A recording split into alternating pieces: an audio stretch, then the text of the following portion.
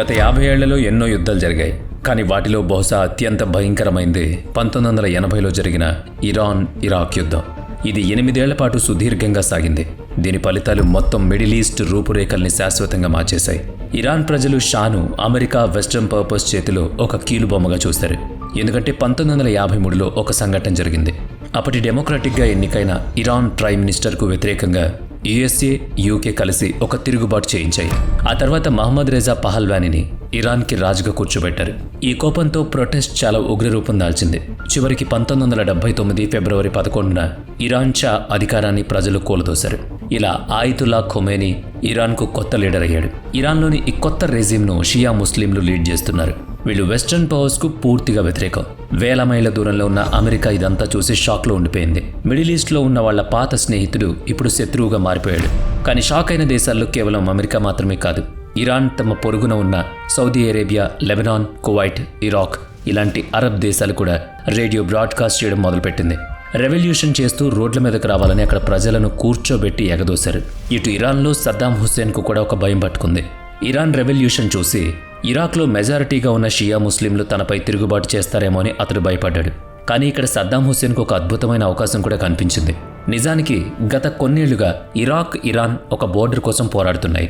ఆ బోర్డర్ 2 దేశాల oil export చేయడానికి చాలా ఇంపార్టెంట్ యాక్సెస్ పాయింట్. 1975లో ఈ 2 దేశాల మధ్య ఒక ట్రీటీ జరిగింది. దాని ప్రకారం ఇరాక్ ఆ బోర్డర్ కంట్రోల్ను ఇరాన్కు వదులుకోవాల్సి వచ్చింది. సద్దాంకు ఆ ట్రీటీ ఏమాత్రం నచ్చలేదు. ఎలాగైనా ఆ ఏరియాను ఇరాన్ నుంచి వెనక్కి తీసుకోవాలని సద్దాం అనుకున్నాడు. ఇరాన్ రెవల్యూషన్ తర్వాత అతడికి అవకాశం దొరికినట్లు అనిపించింది. ఎందుకంటే ఈ రెవల్యూషన్ ఇరాన్ మొత్తాన్ని కుదిపేసింది. ఒకప్పుడు అమెరికా ఫండింగ్ చేసిన ఇరాన్ ఆర్మీ ఇప్పుడు చాలా వీక్ అయిపోయింది. ఇరాన్ ఆర్మీ కమాండర్లు ఎక్కువ మంది జైల్లో ఉన్నారు లేదా ఉరితీయబడ్డారు. మిగిలిన ఆర్మీ అంతా షా సపోర్ట్తో పోరాడుతోంది. ఇరాన్పై అటాక్ చేసి ఆయిల్ రిచ్ ఏరియాలను ఇరాక్లో కలుపుకోవడానికి ఇదే కరెక్ట్ టైం అని సద్దాం భావించాడు. ఇరాన్పై దాడి చేస్తే మొత్తం అరబ్ దేశాలు తనకు సపోర్ట్ చేస్తాయని, తద్వారా తను మొత్తం అరబ్ వరల్డ్కు లీడర్ అవుతానని నమ్మాడు. ఇదే మైండ్ సెట్తో 1980లో సద్దాం ఇరాన్పై అటాక్ చేయడానికి ప్లాన్ చేశాడు. 10,000 మంది ఇరాక్ సైనికులతో దాడికి సిద్ధమయ్యాడు. ఇప్పుడు మొదలు కాబోయేది కేవలం ఒక చిన్న యుద్ధం కాదు. రాబోయే 40 ఏళ్ల పాటు మిడిల్ ఈస్ట్ మ్యాప్ను మార్చేయబోయే ఒక జియోపొలిటికల్ గేమ్. 1980 డిసెంబర్ 22న Iraq air force Iran air బేస్ల మీద సర్ప్రైజ్ అటాక్ చేస్తుంది. అదే సమయంలో 10,000 మంది ఇరాక్ సైనికులు బస్రాను క్రాస్ చేసి సదరన్ ఇరాన్లోకి ఎంటర్ అవుతారు. మరోవైపు ఇరాన్ దగ్గర ఇంకా అమెరికా ఇచ్చిన లేటెస్ట్ ఫైటర్ జెట్స్ ఉన్నాయి. వాటితో ఇరాన్ ఎయిర్ ఫోర్స్ తిరిగి ఇరాక్ ఆయిల్ ఫీల్డ్స్ మీద బాంబుల వర్షం కురిపిస్తుంది. ఈ యుద్ధం యొక్క ఎఫెక్ట్ ఆ ప్రాంతం అంతటా వ్యాపించడం మొదలుపెట్టింది. చాలా ఫారిన్ కంట్రీస్ కూడా ఈ వార్లో ఎంటర్ అవుతాయి. ముందుగా ఇజ్రాయిల్ ఎంట్రీ ఇస్తుంది. ఈ 2 దేశాలు తమకు శత్రువులే కాబట్టి వాళ్ళు ఇలా కొట్టుకుంటూనే ఉండాలని ఇజ్రాయిల్ కోరుకుంటుంది. కానీ ఇజ్రాయిల్కు ఇరాక్ నుంచి ఎక్కువ ముప్పు ఉంది. అందుకే ఇరాన్, ఇజ్రాయిల్ మధ్య సంబంధాలు బాగా లేకపోయినా ఇజ్రాయిల్ సీక్రెట్గా ఇరాన్కు వెపన్స్ సప్లై చేస్తుంది. శత్రువుకు శత్రువు మిత్రుడు అన్నది ఇక్కడ స్ట్రాటజీ అన్నమాట. మరోవైపు సౌదీ అరేబియా, కువైట్ దేశాలు ఇరాక్కు బిలియన్స్ ఆఫ్ డాలర్స్ ఫండింగ్ చేస్తాయి. వాళ్ళకిప్పుడు ఇరాన్ రెవల్యూషన్ అనేది ఒక పెద్ద ప్రమాదం. ఎలాగైనా సరే ఇరాన్లోని షియా రెజీమ్ను అణచివేయాలని వాళ్ళు చూస్తున్నారు. ఈస్ట్ సైడ్ నుంచి చైనా కూడా ఈ యుద్ధాన్ని చాలా నిశ్చితంగా గమనిస్తోంది. తాము న్యూట్రల్గా ఉంటామని చైనా ప్రకటించేసింది. కానీ నిజానికి 2 దేశాలకి ఆయుధాలు సప్లై చేస్తుంది. ముందు చైనా ఇరాన్కు అతిపెద్ద వెపన్ సప్లయర్గా మారబోతోంది. 1981 ఎండ్ అయ్యే వరకు ఈ యుద్ధం కేవలం బోర్డర్ ఏరియాలకే పరిమితం అవుతుంది. ఒకసారి ఇరాక్ ముందుకొస్తే మరోసారి ఇరాన్ ఫోర్సెస్ వాళ్లను వెనక్కి నెట్టేస్తాయి. యుద్ధం ముందుకు సాగడం లేదని గ్లోబల్ పవర్స్ భావించాయి. గ్లోబల్ ఆయిల్ సప్లై మీద పడుతున్న ప్రభావాన్ని ఆపడానికి సీజ్ ఫైర్ చేయించాలని ప్రయత్నించాయి. కానీ ఇది కేవలం ప్రారంభం మాత్రమే. సీజ్ ఫైర్ చేయడానికి సద్దాం ఒప్పుకున్నాడు, కానీ ఖొమేనీ ఒప్పుకోడు. ఎందుకంటే ఇప్పుడు ఆ యుద్ధం ఖొమేనీ రెజిమ్కు ఒక అవకాశంగా మారింది. ఈ యుద్ధం వల్ల దేశం మొత్తం ఖొమేనీ వెనుక నిలబడింది. సద్దాం హుస్సేన్ ప్రెసిడెంట్ పదవికి రిజైన్ చేసినప్పుడే ఈ యుద్ధం ఆగుతుంది అనేది ఖొమేనీ ఒక్క డిమాండ్. దానికి సద్దాం ఎలాగూ ఒప్పుకోడు. దాంతో ఇరాన్ పూర్తి స్థాయి అటాకింగ్ మోడ్లోకి వెళ్తుంది. జాగ్రోస్ మౌంటైన్ రేంజ్ అడ్డు రావడం వల్ల ఇరాక్ ఆర్మీ అంతకు ముందే ఇరాన్ సెంట్రల్ సిటీస్ వరకు చేరలేకపోయింది. ఇరాన్ ఈ అవకాశాన్ని వాడుకుంటూ కౌంటర్ అటాక్ చేస్తుంది. ఇరాక్ ఆర్మీని వెనక్కి నెట్టుకుంటూ ఇరాన్ లోపలికి చొచ్చుకుపోతుంది. 1982 మిడ్ నాటికి ఇరాన్ ఆర్మీ బస్రా సిటీ వరకు చేరుకుంటుంది. ఒకవేళ ఇరాన్ బస్రాను కంట్రోల్ చేస్తే ఇరాక్ ఆయిల్ సప్లై మొత్తం ఆగిపోతుంది. సద్దాం హుస్సేన్ ఇప్పుడు హెల్ప్లెస్గా ఫీల్ అవుతున్నాడు. అందుకే అతను అరబ్ దేశాలు అమెరికా సహాయం అడుగుతాడు. అమెరికా ముందే ఈ ఛాన్స్ కోసం ఎదురుచూస్తుంది. సద్దాం అడగగానే అమెరికా వెంటనే ఒప్పుకుని ఇరాన్కి సంబంధించిన ఇంటెలిజెన్స్ను సద్దాంతో షేర్ చేసుకుంది. ఖచ్చితంగా ఇక్కడే ఈ వార్లోకి మరో ప్లేయర్ ఎంటర్ అవుతాడు. అదే సోవియట్ యూనియన్. ఆ సమయంలో సోవియట్ యూనియన్ ఆఫ్ఘనిస్తాన్తో యుద్ధం చేస్తుంది. అక్కడ తాలిబాన్ రెవల్యూషన్ను అణచివేయాలని చూస్తోంది.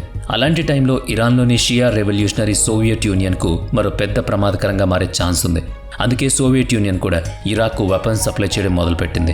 కోల్డ్ వార్లో శత్రువులుగా ఉన్న 2 సూపర్ పవర్స్ ఇప్పుడు ఒకే దేశానికి సపోర్ట్ చేస్తున్నాయి. ఈ యుద్ధంలో సద్దాం హుస్సేన్ను వదిలించుకోవడానికి కర్దులకు ఒక అవకాశం కనిపించింది. ఈ ఛాన్స్ తీసుకుని కుర్దిష్ ప్రజలు ఇరాన్ ఆర్మీకి వ్యతిరేకంగా బగావత్ చేశారు. ఇరాన్ కూడా వాళ్ళకి సపోర్ట్ పంపడం మొదలుపెట్టింది. ఇప్పుడు సద్దాం ఆర్మీ ఒకవైపు నార్త్లో కుర్దులతో, మరోవైపు ఈస్ట్ సైడ్లో ఇరాన్ ఆర్మీతో పోరాడాల్సి వచ్చింది. అప్పుడది 1984. పర్షియన్ గల్ఫ్ మీదుగా వెళ్లే ఇరాన్ ఆయిల్ ట్యాంకర్ల మీద ఇరాక్ దాడులు మొదలుపెట్టింది. దానికి జవాబుగా ఇరాక్ ఆయిల్ ట్యాంకర్లను ఇరాన్ కూడా టార్గెట్ చేయడం మొదలుపెట్టింది. కొన్ని వందల కమర్షియల్ షిప్స్ ధ్వంసమయ్యాయి. బిలియన్స్ ఆఫ్ డాలర్స్ విలువైన ఆయిల్ వృధా అయింది. ఈ ఆయిల్ అంతా వెస్టర్న్ కంట్రీస్కు వెళ్లాల్సిందే. అందుకే యుద్ధంలో సామాన్యులు కూడా బలవడం మొదలుపెట్టారు. ఇక్కడే అమెరికా తన డబుల్ గేమ్ ఆడడం మొదలుపెట్టింది. ఒకవైపు ఇరాక్కు కెమికల్ వెపన్స్ సప్లై చేస్తోంది, మరోవైపు ఇరాన్కు కూడా మిసైల్స్ ఇస్తుంది. దీని వెనుక అమెరికన్ ప్రెసిడెంట్ రొనాల్డ్ రీగన్ ఉన్నాడు. ఇరాక్ నుంచి వస్తున్న ఈ డబ్బుతో సెంట్రల్ అమెరికాలో ఆయన ఒక సీక్రెట్ మిషన్కు ఫండింగ్ చేస్తున్నాడు. అదే ఆ తర్వాత ఇరాన్ కాంట్రా స్కాండల్గా ప్రపంచానికి తెలిసింది. ఇలాంటి పరిస్థితుల్లోనే మరో 3 ఏళ్లు గడిచిపోయాయి. అప్పుడు సంవత్సరం 1988. పర్షియన్ గల్ఫ్లో ఇరాన్, ఇరాక్ ఒకరి ఆయిల్ ట్యాంకర్లను మరొకరు టార్గెట్ చేసుకుంటున్నారు. ఇరాన్ మిసైల్ అటాక్స్ నుంచి తన ఆయిల్ ట్యాంకర్లను కాపాడడానికి కువైట్ అమెరికా మీద ప్రెషర్ తేవడం మొదలుపెట్టింది. ఆ రిక్వెస్ట్కు రెస్పాండ్గా అమెరికా తన నేవీ షిప్లను పర్షియన్ గల్ఫ్లో మోహరించింది. ఈ గొడవ ఇలా జరుగుతుండగానే north side Iran army, Kurdish fighters కలిసి ఇరాక్ నగరమైన హలబ్జాను తమ గుప్పెట్లోకి తీసుకున్నారు. దానికి ప్రతీకారంగా ఇరాక్ ఆర్మీ ఆ నగరం మీద, అలాగే ఇతర ప్రాంతాల మీద కూడా విచక్షణారహితంగా కెమికల్ బాంబింగ్ చేసింది. ఇలాంటి సమయంలో 1988లో ఒక అమెరికన్ షిప్ ఒక ఇరాన్ ప్యాసింజర్ ఫ్లైట్ను మిస్సైల్తో కూల్చేసింది.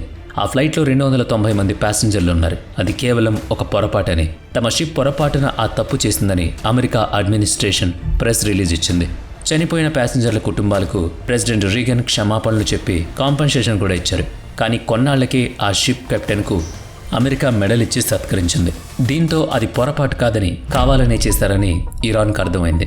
అమెరికా కూడా ఇప్పుడు డైరెక్ట్గా ఆ వార్లో తమను టార్గెట్ చేస్తోందని ఇరాన్ ప్రజల్లో భయం వ్యాపించింది. ఒకవైపు ఇరాక్ ఫోర్సెస్ బాంబింగ్, మరోవైపు ఇలాంటి ఇన్సిడెంట్స్ జరగడంతో ఆయితుల్లా ఖొమేనీ మీద సీజ్ ఫైర్ ప్రెషర్ ఇంకా పెరిగింది. ఫైనల్గా 1988 ఆగస్టు 20న 2 దేశాల మధ్య సీజ్ ఫైర్ కుదిరింది. బోర్డర్స్లో ఎలాంటి మార్పు లేకుండానే ఈ రక్తపాత యుద్ధం ఎట్టకేలకు ముగిసింది. అయితే ఈ యుద్ధం వదిలిపెట్టిన ఇంపాక్ట్ చాలా పెద్దది. మిడిల్ ఈస్ట్లో అమెరికా ఇప్పుడు పూర్తిగా ఇన్వాల్వ్ అయిపోయింది. ప్రపంచ దేశాలతో ఇరాన్కు ఉన్న రిలేషన్స్ అన్నీ ఈ వార్ మార్చేసింది. ఇరాక్కు సపోర్ట్ చేసిన అరబ్ దేశాలే తమకు అతిపెద్ద ముప్పు అని ఇరాన్ లీడర్లు భావించారు. ఇక్కడి నుంచే ఇరాన్, సౌదీ అరేబియా మధ్య కోల్డ్ వార్ మొదలైంది. ఈ యుద్ధం తర్వాత ఇరాన్ లెబనాన్, సిరియా, యెమెన్లలో తమ ప్రాక్సీలను తయారు చేసుకోవడం మీద ఫోకస్ చేసింది. ఇక మీదట ఎవరిని నమ్మకూడదని, తాము సర్వైవ్ అవ్వాలంటే ఖచ్చితంగా న్యూక్లియర్ పవర్ అవ్వాలని ఇరాన్ డిసైడ్ అయింది. మరోవైపు ఈ వార్లో ఇరాక్ కూడా ఘోరంగా దెబ్బతింది. 8 ఏళ్లు పోరాడినా సద్దాం ఆర్మీ ఒక్క అంగుళం భూమిని కూడా కబ్జా చేయలేకపోయింది. ఎకనామిక్ క్రైసిస్ కారణంగా ఇరాక్లో ప్రొటెస్టులు మొదలయ్యాయి. వాటిని సద్దాం చాలా వైలెంట్గా క్రష్ చేశాడు. ఈ యుద్ధం వల్ల ఇరాక్ మీద కువైట్, సౌదీ అరేబియాల అప్పుల భారం బాగా పెరిగింది. ఇరాన్కు వ్యతిరేకంగా తనను ఉసిగొల్పి సపోర్ట్ చేసిన కువైట్, సౌదీ అరేబియాలు సపోర్ట్ను ఒక అప్పుగా ట్రీట్ చేయడం మొదలుపెట్టాయి. ఆ కోపంతోనే సద్దాం కువైట్ మీద అటాక్ చేశాడు. సరిగ్గా ఇక్కడే ఇరాక్కు సోకాల్డ్ ఫ్రెండ్గా ఉన్న అమెరికా ప్లేట్ ఫిరాయించింది. అమెరికా కువైట్కు సపోర్ట్ ఇచ్చి కువైట్ ఆర్మీతో కలిసి ఇరాన్ ఫోర్సెస్ను ఓడించింది. అంతేకాకుండా సద్దాంను అమెరికా వార్ క్రిమినల్గా కూడా డిక్లేర్ చేసింది. ఒకప్పుడు ఇరాన్కి వ్యతిరేకంగా ఏ సద్దాంనైతే అమెరికా హీరోలా చూపించిందో ఇప్పుడు అతడే విలన్ అయ్యాడు. ఆ తర్వాత కొన్నేళ్లకు 2003లో కెమికల్ వెపన్స్ ఉన్నాయనే సాకుతో అమెరికా ఇరాక్ మీద అటాక్ చేసింది. ఏ కెమికల్ వెపన్స్ రా మెటీరియల్ను అమెరికా స్వయంగా సప్లై చేసిందో అవే వెపన్స్ కోసం వెతకడం మొదలుపెట్టింది. ఆశ్చర్యకరమైన విషయం ఏంటంటే ఇరాక్ను పూర్తిగా నాశనం చేసిన తర్వాత కూడా అమెరికన్ ఫోర్సెస్కు అక్కడ ఎలాంటి కెమికల్స్ వెపన్స్ దొరకలేదు. ఇరాన్ ఇరాక్ వార్ జియో పాలిటిక్స్కు సంబంధించిన మనకు ఒక పచ్చి నిజాన్ని చూపిస్తున్నాయి.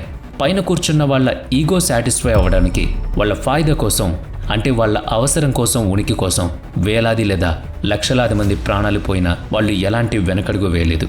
ముఖ్యంగా అమెరికా, చైనా లాంటి దేశాలు వాళ్ళ స్వార్థం కోసం మిగతా ప్రపంచాన్ని పొట్టన పెట్టుకోవడానికి కూడా వెనుకాడడం అనేది ఈ ఇరాక్ ఇరాన్ వార్ ద్వారా తెలుస్తోంది. వీడియో నచ్చితే లైక్ చేయండి, షేర్ చేయండి.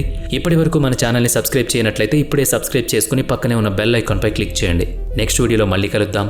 Thanks for watching.